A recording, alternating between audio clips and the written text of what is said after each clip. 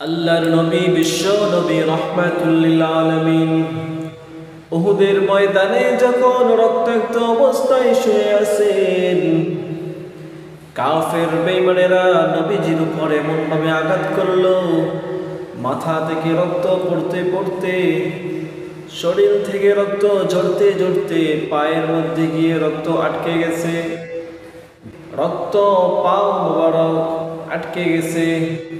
নবীজি আর হাঁটতে পারে না, বেহুশ হয়ে উহুদের ময়দানে যখন শুয়ে আছেন, আল্লাহ তাআলা সঙ্গে সঙ্গে হযরতে জিবরাইল আলাইহিস সালাতু ওয়াস সালামকে পাঠাইলেন। হযরতে জিবরাইল আলাইহিস সালাতু ওয়াস সালাম সাথে সাথে এসে বললেন, ওগো আল্লাহর নবী, আল্লাহ তাআলা আমাকে পাঠিয়েছেন, এখন যদি আপনি হুকুম করেন দুই পাহাড়ের চাপা দিয়ে আমি কাফের বেঈমানদেরকে আমি শেষ করে দিব। আল্লাহ তাআলা অর্ডার দিয়েছেন, আপনি এখন এই মুহূর্তে কি চান, আপনি যেইটা চাইবেন সেইটাই কিন্তু হবে। আল্লাহর নবী ডাক দিয়ে বললেন, আমি যদি এখন বলি কাফের বেঈমানদেরকে তুমি শেষ করে দাও, তুমি তো শেষ করে দিতে পারবে। তারা যদি মারা যায়, আমি এই দ্বীনের দাওয়াত কার কাছে দিব?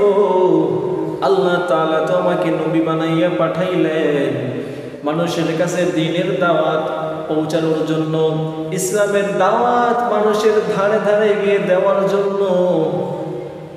যাদের কাছে দাওয়াত দেওয়ার জন্য আমাকে আল্লাহ তাআলা পাঠাইছেন, আমি যদি ব্যর্থ হয়ে তাদেরকে শেষ করে দেই, শেষ করে দেওয়ার অনুমতি দেই, তাহলে আমি এই দাওয়াত কার কাছে দিব? ইসলামের দাওয়াত আমি কার কাছে দেব? আজকে এই দয়ার নবীর মায়ার নবীর উম্মত আমরা হইতে পারলাম। আজকে আমরা এই নবীর উম্মত হয়ে আমরা নবীর সুন্নতকে মানি না। দয়ার নবী মায়ার নবী বিশ্ব নবী রাহমাতুল লিল আলামিন কত দয়াবান ছিলেন, কত মায়ার নবী ছিলেন। আজকে নবীর সুন্নত পালন করতে গেলে আমাদের কত সমস্যা।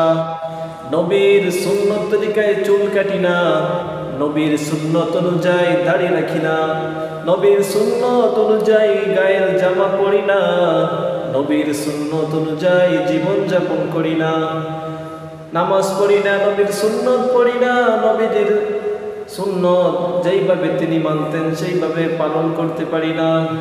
কিয়ামতের ময়দানে যখন আমরা চাইব নবীজি আমাদেরকে নবীজির উম্মত বলবেন না, নবীজির উম্মত বলবেন না আমাদেরকে।